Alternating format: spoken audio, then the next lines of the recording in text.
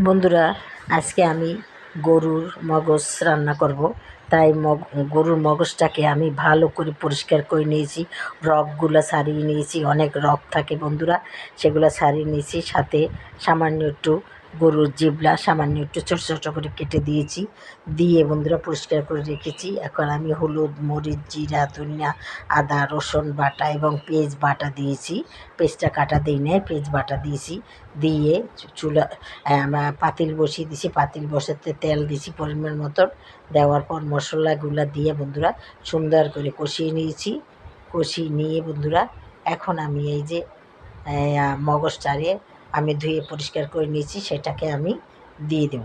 অনেকে বন্ধুরা এটাকে একদম খুব হাতের মধ্যে কষলিয়ে রান্না করে, কেউ আবার এভাবে রান্না করে টুকরা টুকরা করে দেয়।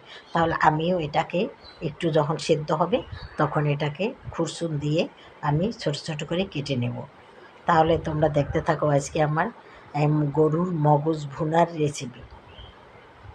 বন্ধুরা, তোমরা যে যেখান থেকে আমার রেসিপিটা দেখো না কেন, অবশ্যই একটা লাইক দিয়ে দেখবে। আর তোমরা যে দেশ ও দেশের বাইরে যারা থাকো, তোমাদেরকে জানাই অনেক অনেক ধন্যবাদ।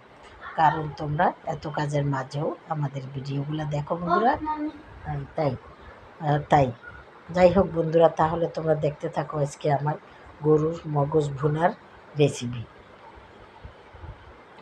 এখন বন্ধুরা আমি আর একটুখানি নাড়াচাড়া করে শক্ত করে নেব।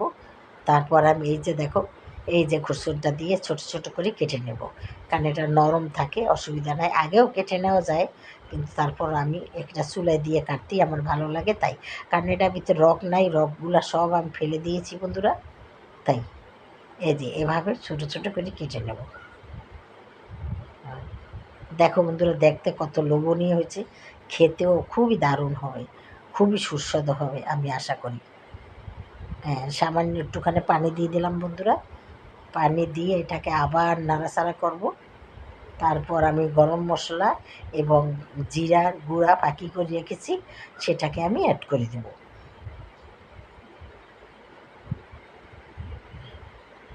প্রায় হয়ে আসছে বন্ধুরা, এই যে দেখো।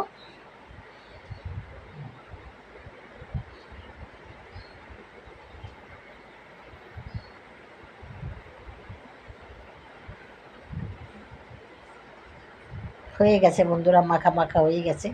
এখন তাহলে দেখো আমার গরুর মগজ ভুনার আসল রূপটা তোমাদের কেমন লাগে।